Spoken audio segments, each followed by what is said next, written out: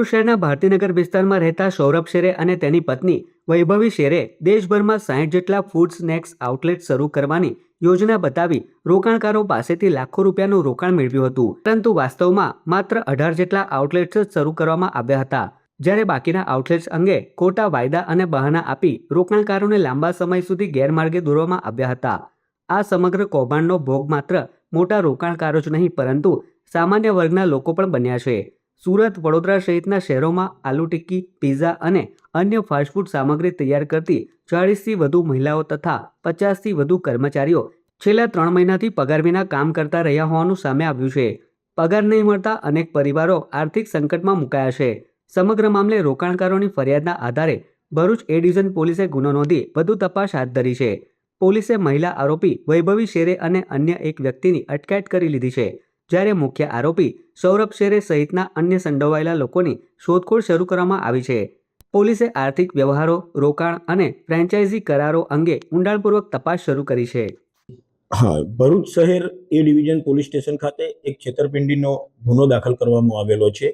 એમાં આરોપીઓ છે સૌરભ કુમાર હેમંતરાવ શેરે, એની પત્ની વૈભવીબેન સૌરભ કુમાર શેરે અને આ સૌરભનો એક કઝિન છે જયમીનભાઈ ડાંગરે।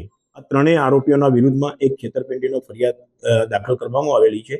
એમાં આ જે ત્રણેય આરોપીઓ છે એ એવી એક જાહેરાત કરતા કે પોતાની પાસે એક કંપની છે સ્પાઇસ બિયર્સની, અને એ કંપનીના નામ હેઠળ એક ક્રાફ્ટ કુલચાની એક ફ્રેન્ચાઇઝી આપવા માગે છે જુદા જુદા વિસ્તારમાં। તો જે કોઈ એ ફ્રેન્ચાઇઝી જોઈતી હોય તો એનો સંપર્ક કરવો, આ રીતની જાહેરાતના આધારે કેટલાક અરજદારો દ્વારા આ ત્રણેય જણાનો સંપર્ક કરવામાં આવેલો। એ પૈકી આ ફરિયાદી છે આશીષભાઈ નેલ્સન કુમાર ક્રિશ્ચન, એમણે પણ આ ક્રાફ્ટ કુલચાની ફ્રેન્ચાઇઝી લેવા માટે આ ત્રણેય જણાનો સંપર્ક કરતા એમની ફ્રેન્ચાઇઝી લેવા માટે ડિપોઝિટ પેટે તમારે પૈસા જમા કરાવવા પડશે એમ કરીને ટુકડે ટુકડે એમની પાસેથી 26 લાખ રૂપિયા જેટલી માતબર રકમ જમા કરાવડાવેલી।